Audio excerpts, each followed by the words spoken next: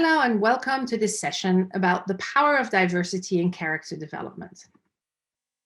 This is me. I believe I was about 9 years old. It's the time my dad gave me a computer. I was the first in my school to get one, and pretty much the only thing that was on there was games. This was in the time when you used a cassette player to load your games and a joystick to play them. And so I played Robin Hood-like characters that saved a helpless princess. I played airplanes, robots, space shuttles, a wizard, a little round ball eating dots. But what I didn't play was characters like me, or who I wanted to be when I grew up. Role models, action heroes that I could relate to. My name is Rosemary, and I'm the producer of Shadow's Edge, a serious game that helps players build resilience when they're going through tough situations in their life. A game that helps make a difference in players' lives. And that is why I'm here to you today, to talk about how we as game creators, animators, character creators, world creators, can use our creations to make a difference. Today, I will look at character development and how it helps us impact diversity, both in attracting a more diverse audience and in simply creating more diverse characters for the worlds that they will live in. Storytelling has had an influence on people's lives for thousands of years. Take the Bible, for example. Stories that are told around and through characters. Of course, there are other religions too that use the power of story and the power of relatable characters to get across what they want to have the audience hear. And with each new medium come new creations. Radio influenced revolutions, and TV showcased what could be possible in technology. In this eye-catching chart, I know, are just some of the examples where TV has helped imagine what is possible and things that weren't then there to help them get built in the real world. Now, in a lot of cases, we don't really know what comes first, as releasing a product doesn't necessarily mean that someone wasn't already working on it long before the release. But just like these stories have influenced inventions, their characters have also made an impact on us. The Jeffersons featured the first transgender character on a sitcom. For those times, it was a bold move, although it's not the first transgender case on screen altogether. But it is the first in a popular show. Nintendo introduced its first transgender character in 1988, 11 years later. According to the latest Gina Davis report, Latinas in particular only make up 5.2% share of all film roles. The report also reveals that other minority groups have limited representation, with Black actors and Asian actors each representing less than 10% of the overall racial makeup in films. And that is not even looking at gender yet. The gaming industry is unfortunately not much different, although both industries are making an effort to change. From books to radio to TV to big screens to comics, you name it. Media has influenced many things, including ideas for technologies. So allow me to plagiarize a character from Apple TV.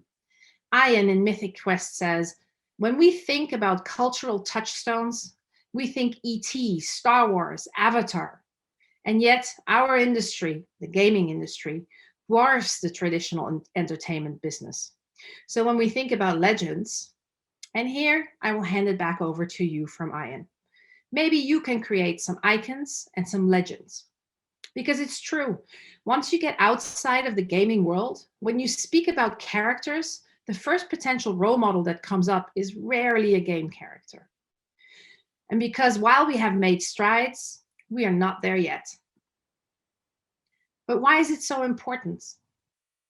Even though we see more diverse characters on screens, they don't always represent who wants to be in those roles in the real world. Take STEM, for example. In movies, people of color or Latin immigrants are too often portrayed with a criminal history. In games, Asian characters mainly show up in fighting games. Gay people are often stereotyped and all of them love musicals. And on TV, only a small percentage of women who have a leading role even speak a lot. even if they are in the lead. More and more, though, we do see good examples of representation for playable characters emerge, especially also in indie games. But not only there. Take Apex Legends. You've got mixed race characters, openly gay, black, Asian, and only 3 white characters in a cast of 13. And while it doesn't take place on Earth, it still gives representation to characters who are very rarely portrayed in this positive light. Another example, while not playable, Krem from Dragon Age Inquisition has a detailed backstory with intentional experiences and holds a lead position. And although raised as a typical girl, Krem realized he was different from the girls that he knew and would often pretend to shave with his father. All details that make Krem more relatable and give the character depth. Ubisoft is allowing players to control a female as their main character in the latest Assassin's Creed game. And in The Last of Us Part 2 sees you control Ellie, an openly gay teenager, as well as featuring an exceptionally diverse cast. Many studios are also pledging improvements in real life. But even today, there are plenty of games that throw us back centuries in terms of the representation of gender or race or other stereotypes. And oftentimes, that's not even intentional design, but just not a well thought out character development, where a character was, for example, not designed to be female, but merely happens to be one. Or even if games allow you to choose the character you want to play, the default setting is still all too often white male. So we are still talking about this because you can't be what you can't see. Let's take a different type of example. According to the Gina Davis Institute research, people with large body types make up 39.8% of the population, but only 11% of all characters and only 5.9% of leading characters. Also, characters with large body types are often depicted in stereotypical ways, including clumsy or as a loser or poorly dressed. Would you want to identify with that? Role models are powerful, but not everybody can be Sheryl Sandberg, a tech billionaire, or Ruth, the stunning female character in Person of Interest. To take an example from STEM, because again, that's my background. But they could be me, and they could be you. And they could be a character that you design for a game that you make. Because there is power in designing relatable characters, even if they are fictional, and even if they are fighting evil, which I admit is not your average day in the real world. But they can still inspire us. Take Scully, who you see here.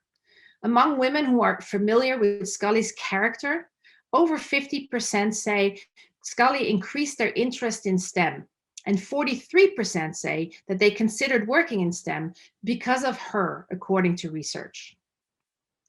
Wouldn't you love to create that kind of impact with your game characters? As content creators, we have tremendous power to drive change. Take Hidden Figures. The movie inspired the State Department to launch a publicly funded educational change program for women. Before we start developing a character, we need to know what characters are needed in our game, in our story, in our world. And so we start by making a clear list of the characters that we need. Who are these people? What roles do they play in both the narrative and in the gameplay? What are simple NPCs? Which are robust? Which are interactive characters?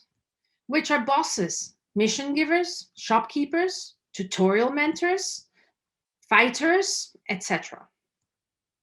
Getting the initial character scope nailed down early will also help you determine how much incidental dialogue the game will require.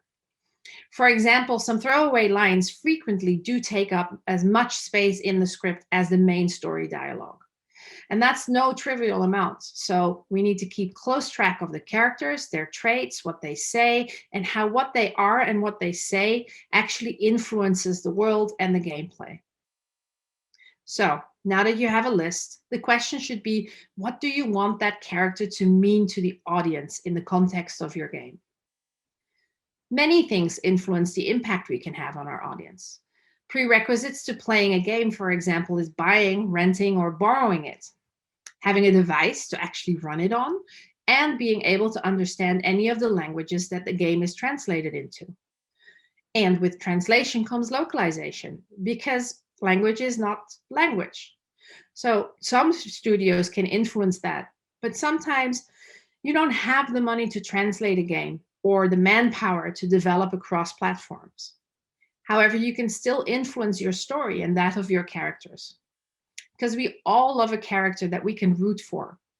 Even bad ones we can like, especially if we believe that they're redeemable. At least that's the case on the big screen. But storytelling in the big screen and for games is not always the same. You can see a few of the differences here on this slide. In essence, either way though, you want to create a character that your reader, viewer, player can root for. At least one that they can identify with for the duration of a movie, or that they want to be who they want to be for a while in a game. This can mean that you want to play that character and help it achieve its goal. Because of course, that means you achieve the goal as the player. It means you can win the game. It means you can level up. It can mean that you want a character on screen to find love or find the bomb. Close call either way, right? And yet, there are differences as to how you build your character depending on which medium you develop for. Let's say you're writing a screenplay for a TV show and your lead character is a transgender woman. While you're writing, you can imagine that person, let's call her Is for now, any way you want. But the reality is that at some point, people will ask you for comps, comparisons. And then you will have to find an actress that comes as close as possible to your vision, the one in your head, not just visually, but what roles they played, the mannerisms, the behavior, the character traits, if you will. While in a game, you can design the character from scratch. Of course, in both cases, in the end, other people will be involved in those decisions too, which I'll show you later. Either way, your thinking process will be influenced by your options in that medium. And on screen, your protagonist will follow a mission, which externally, for example, is to defuse a bomb. But let's assume in the game that you want to get a larger point across, like people that plant bombs don't necessarily have to be evil. Well, then everything in your story will have to serve that goal. The character you build, the actions you choose for the character, the supporting characters, the world you set them in, even the way the bomb is found and defused, or not for that matter. So now let's take a game. You play a character and you have to defuse a bomb. You have actions and choices that you make. But as the player, your character will most likely have a selection of weapons. Maybe some of those weapons are actually related to the character that you picked, and you picked them for a reason. You see where I'm going with this? The world becomes more of an environment to make your player journey interesting, and your character serves the quest of the bomb. The difference is the character is not going after the bomb. You are going after the bomb, and you pick the character that actually made that happen. You'll have to find other narrative ways to get the point of evil versus good, or the point that whoever planted the bomb may not be evil across. Perhaps through clues, tomes, narration. In gaming, you also need to be very careful of other character considerations, like the skills. Let's take the bomb example again. The character that you have may need to progress in the game through using some of the weapons and some of the skills that are really specifically related to that character. And if you pick a different character, they may not have those skills. Often that is the reason why players pick a character. But in this speech, that's not the kind of character development I'm talking about. Even if you want to build a story and character-driven games, this can all play into your decisions for designing a character. And I'll show you later a little bit what kinds of things go into that. So in gaming, not only do we have more options to build the character visually, we can also influence a lot more of what the character interacts with, and therefore also sometimes who the player interacts with. And don't forget, you also have a neat and unique way to bond with your character, because as the player, you are your character, or at least you interact with them, which is a huge difference from movies.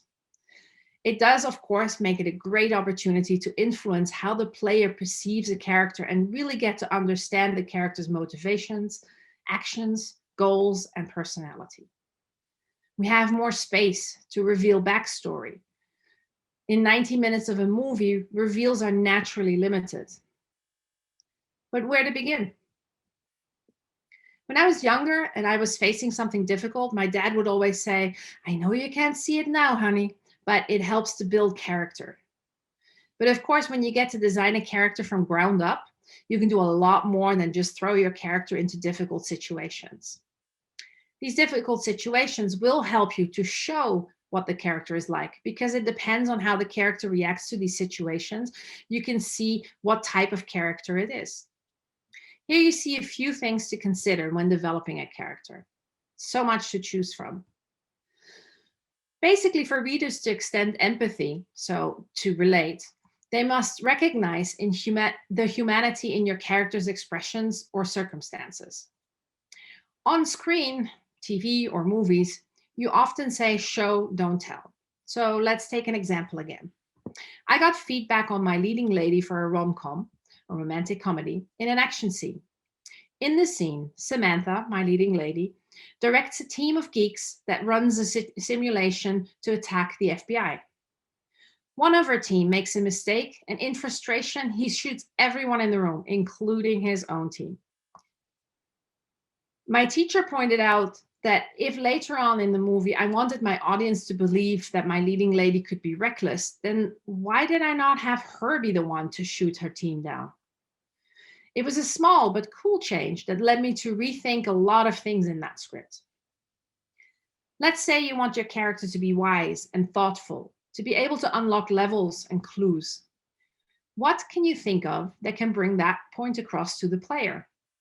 What tools does the character need to show the player that it's clever? What speech patterns would such a character have if he's thoughtful? If I put the character in front of a monster, how would the character react to stay in character, so to say? Am I recording the characters with actors and sounds and movements, maybe? And also, how will each of these traits enhance and portray this character in their environment? All of those things, all of those questions, all of those decisions will influence your choices. It's actually kind of fun to figure out what a character needs to be able to handle a situation and what that means for a player. But don't overdo it, because mainly we want the player to relate, to believe, and to care in some way. What we create has to serve that ambition. As mentioned before, on screen, you can design certain things about a character, like hair, makeup, clothes, but you're limited in many ways too. In a game, you can do all those same things for your characters, but you can also utilize a lot of visuals to get across more than just your character's essence, as I will show in today's case study too. Color choices for clothes, skin, hair, style, even logos and accessories obviously are the same for both. Then there's artifacts and gadgets. And in the game, there's also light and shadows and visual skills and movements and body language and animation, size, shape, form, creature or human, for example. All of these and more are visual tools that you can translate into your character to make them distinct and interesting. Let's take an example from a comic. You can see very well here that style is also infused because anime or manga versus DC, those are very extreme examples where the drawing styles will be totally different. I point this out because another thing to think of when you build your characters is that your world, even your brand, will also put some constraints on your characters. It is hard to imagine a unicorn in a realistic Street Fighter game, although it could be fun, and as long as you have an explanation for it, I guess, that may be a very new and interesting game. But back to the comic first. Since this is a recording, I'm not going to read what's on the slide. You can read it later on if you want to, or you can slow down the recording. But instead, I'm going to pick something to explain to you how these traits impact the character and the story. So let's pick bottom left. lives in an era where mental health challenges are commonly diagnosed as a spiritual weakness. This statement mixes very well with then having the character have OCD and be portrayed and having that OCD be portrayed as a demon. And it allows for the character to also be visibly affected by the demon. By giving her a body movement related to it, the finger tapping, and having the lighting and color change whenever she's facing the demon, we can show her reactions, and it also shows how she deals with the demon. And how she deals with the demon will then in turn influence how the story moves. So giving the characters emotional flaws that drive towards the goal of story helps us want to root for her. We want her to overcome her fear. We want her to defeat the demon. Of course, some readers will also just want to read on because she's drawn as a sweet and likable character that has a quest. Let's look at an example from gaming. Again, I'll leave it to you to later look at the slide in detail. University of Georgia professor Lee Everett from The Walking Dead is cut from a different cloth than the majority of POC characters in games. He's not afraid to show his vulnerability. And in playing him, you get a sense that he's a real person, flaws and all. So let me point out a small thing here that ripples. Lee is an African-American man. In his dislikes, you see he dislikes racism. So an obvious choice, I would hope, for any person, and of course also for Lee. But that's not what I wanted to point out. I do want to point out that all of those little bits fit in with his profession and with his interest in history and with living in Georgia. So making the choices that you pick for your character fit with each other will help you make the character more believable. Say you have a female teenager who loves fashion, you probably want to have her wear something that is kind of a fashion statement in her own way and her own point of view. And perhaps you want to think about what her background is and why did she become interested in fashion? Maybe you want to align some of her fashion choices with the world and the quest that she takes on, or vice versa. Maybe, those actually influence the fashion choices that she makes. You could also have her run in heels, which, I find never really believable in cop shows, but for her, it may fit. And you can have fun with figuring out all the things in her life that have been influenced by her fashion choices. And then have a look with the rest of the team to see how those impact story, narrative design elements, and maybe even part of the world. For example, street names, products you encounters, and choices for other characters that she may interact with. Maybe even choices that you have the player make according to her. Let me walk you through some considerations from our game, Shadow's Edge. Shadow's Edge is a game that was specifically designed to help young players build emotional resilience so that they can face all the tough stuff that life throws their way. Shadow's Edge wasn't built to purely entertain, but to help players progress through a journey of processing their emotions in an engaging way. A self-help tool that guides them and that they can keep playing. Our characters in there are NPCs that were specifically designed to help players relate to the situations that these characters find themselves in. Situations that our players may find themselves in the real world. They were developed with input from players and psychologists. I will take each of the characters and elaborate a bit on their creation as an example for what we talked about before in this presentation. Even though none of these characters are playable characters, we still needed them to get a lot of psychological content across in a subtle way. The first character you meet is Ty. Ty is stuck in the world of disruption, which psychologically is when something bad happens in your life and therefore your life is disrupted, like, all of us about a year ago. Ty therefore needed to portray what it's like to be in that phase, how people that are in that phase may react, and what common misconceptions and potential truths may be. Also, Ty needed an arch that goes along with player interaction, showing that you too can get through this phase. Ty's clothes are colors that represent anger, mannerisms imply a doer, to signify that Ty is just trying to cope with the situation as if it is a task. Because Often, if you're ill or if your life has taken a turn, it becomes all about the task of just getting through there. And then feelings, emotions, it all gets lost. Ty loves foods that imply needing comfort and talks about things that are different without acceptance. All things that we discussed with psychologists who helped us with examples of what their clients may feel like in a phase of disruption in the real world. And we wanted Ty's gender not to be identified, to empathize that sometimes when something happens to you, you feel like you lose yourself. Not even you know, who am I? All of this, of course, on top of what we needed to get across for the gameplay itself. Ty, as the first guardian you meet, will introduce backstory of the world, revealing things about families, likes, dislikes, what the world was like before and what the world is like now. Ty will teach you about journaling and show you that when you journal, you have an impact on Ty, on the world, and on yourself. Maisie went through a lot of developments herself as well, as you can see here. She is the second guardian. This is the phase disillusionment, and I think the name says it all. So Maisie, her guardian, is dressed in blues and grays with hair grown to signify feeling stuck like forever. She has covered eyes, her sentences are longer, head is downcast often, her body sometimes turned away even. Maisie goes back and forth on her opinions and shows hope and giving up all at the same time. Maisie admits to not eating well and missing family, feeling as if they'd left not because of the storm, but no, we won't go there. Maisie relies a lot on you, the player, to get you through the phase. And she's all about art and visualization of what the world was before and now, with a wistful expression of the past, often not believing that change can come.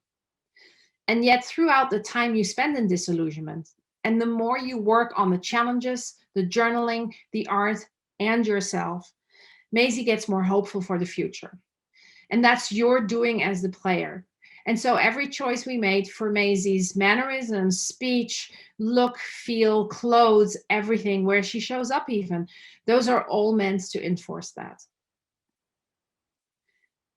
Pax, in her many versions that you can see here, is the guardian of discovery. In real life, this phase signifies not healing, but learning to own your narrative, to build what happened to you in your story going forward. Because the game is based on narrative therapy, the theory that when you tell your story again and again, you actually start accepting it as you tell it. As you tell it, you accept it without even knowing it. Pax, therefore, is more open. She twirls, her hands move a lot, she smiles, and she's colorful. Pax tries new foods and is hopeful that her family can come back soon with your help. Oh yes, she still doubts herself sometimes, but generally she's hopeful. The colors of her clothes are friendly, signify hope and future and prosperity, and her name means peace, for being at peace with yourself. Pax entices the player to communicate, to be real, and to try out things that can improve mental wellness, to build a practice of the things that you've learned in the game and keep doing them. And she believes that together you can get things done. Just like together, these guardians will show you how the game is played, of course, and they drive the story. But also, and I steal the words of one of our players here, Maisie is just like me. It gives me hope that I too can get out of this phase. And that's the point. The point is to have players recognize sentiments, situation, even just little parts of what could be happening to them in the real world without really enforcing it with a hammer. And we also want to get across that the game can help them work through it all and do that in the real world too. And that real world too can be meaningful and more positive again. And if something tough comes their way again, because let's face it, there is no happy ever after in real life, they may find the tools in themselves to make it a happy again, perhaps. I talked before about what is different in character development depending on the medium that you are developing for.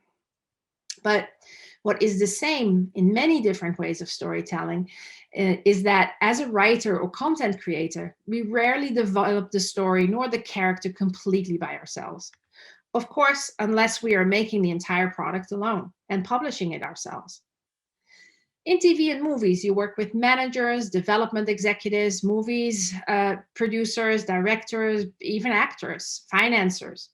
All kinds of people want to give input on what you have to say as a writer. In gaming, you work with narrative designers, game developers, potentially audience, psychologists, etc.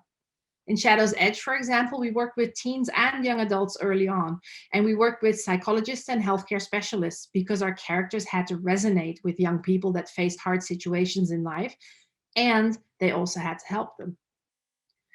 And then, when we thought we had it, and our 3 characters represented a cast that even leaves a nice room for interpretation on gender, we had a session with lawyers. And so now our characters are blue, because that was the most neutral color without making our characters look sick.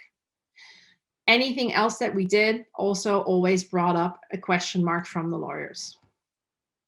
And face it, looking sick is not really a great look for a game for young people with chronic illnesses and such. So they're blue. And either way, the better structured your character is, and the more work you put into your character in the beginning, the larger the chance that your characters resonate. So more of that original character will then be kept. All right, that's a lot. Here are a few questions I always ask myself, and I ask myself repeatedly as I work on a character to cross-check, because what I want to know is that what I am setting out to do is what I'm actually doing. So a few points to summarize some of what was discussed in the presentation while you're reading these questions. Always keep your audience in mind. Ask yourself what the audience takeaway should be of the character and the moment the character is in. Focus on authenticity and believability. Don't forget the flaws, because what makes us vulnerable actually also makes us interesting. Try to avoid stereotypes, unless you want to get exactly that across as its own point. And take examples from good storytelling from big screens and books and any other medium that you can think about. Think about your hero's story, the arches, and how gameplay can impact it, and how the player can impact that arch. And most of all, get to know your character. I love when I work on a character and I reach a point where I can put it in a real world situation and I know exactly what they would say. The last but not least, I'd work with the design team and the product team very early on so that visual and narrative go hand in hand. No one can know how every type of person in the world feels or acts. So don't forget to research. Ask people. You'd be surprised how happy people are to answer questions, especially if you're developing a character that is underrepresented and when they see that you are doing your very best to make that character with respect and decency. I hope this gave you some inspiration to go out and build all these characters that we and our future generations would like to be and would like to see. And maybe even some role models that we would want to represent who is in the real world, so that the future can look diverse and interesting for all of us. Thank you for the gift of your time, and I'll be in the Discord for Q&A.